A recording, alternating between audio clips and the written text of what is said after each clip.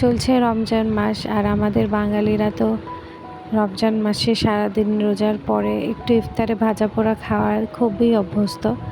তো ভাজা পোড়া আইটেমগুলোর মধ্যে অনেক জনপ্রিয় একটা আইটেম হচ্ছে ডিম চপ, যেটা আমরা কম বেশি সবাই বাসায় বানিয়ে থাকি।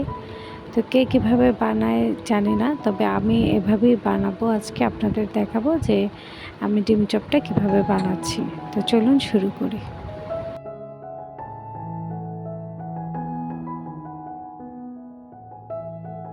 এখানে আমি কয়েকটা আলু সেদ্ধ করে নিয়েছি, সাথে ডিমও সেদ্ধ করে নিয়েছি। তারপর সেদ্ধ করা আলুগুলো ভালো করে মেশার সাহায্যে ম্যাশ করে নিতে হবে।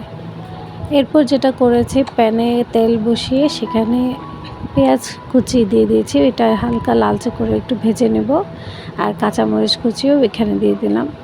তা আপনারা দেখতে থাকুন, সেই সাথে আমার চ্যানেলটা সাবস্ক্রাইব করতে ভুলবেন না, লাইক কমেন্ট করবেন, আর ভিডিওটা ভালো লাগলে অবশ্যই শেয়ার করবেন।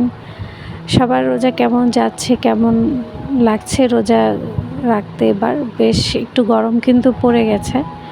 দেখতে দেখতে 16 রোজাও কিন্তু শেষ হয়ে গেল।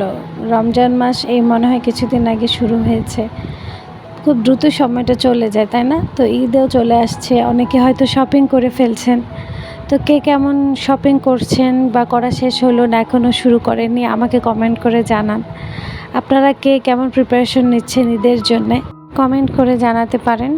আসলে একটা সত্যি কথা কি, ঈদ বলেন বা রমজান বলেন, আমরা রোজা রাখায় যতটা খাওয়া দাওয়া নিয়ে ব্যস্ত হই, দেখা যাচ্ছে আমরা সেহরি বা ইফতার নিয়ে ব্যস্ত থাকি।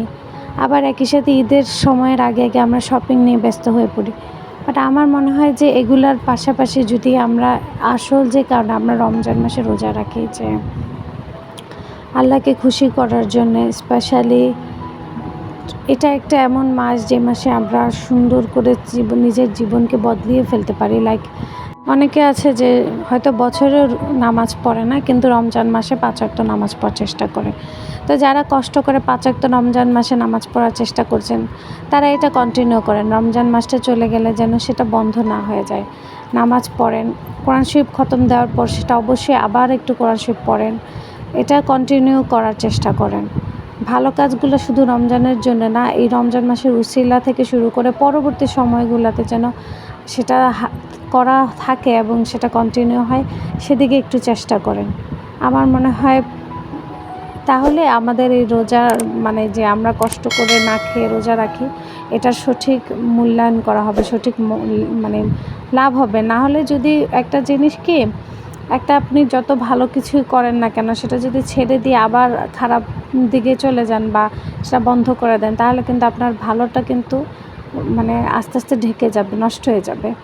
তো যাই হোক, আমার ডিম চপ বানানো প্রায় শেষের দিকে। এরকম করে ডিম চপের শেপ দিয়ে নিচ্ছি। শেপটা আসলে লম্বাটে করেও করা যায়, কাটলেটের মতো, আবার গোল করেও রাউন্ড করে করা যায়। সো এই দেখুন সবগুলো করা হয়ে গেছে।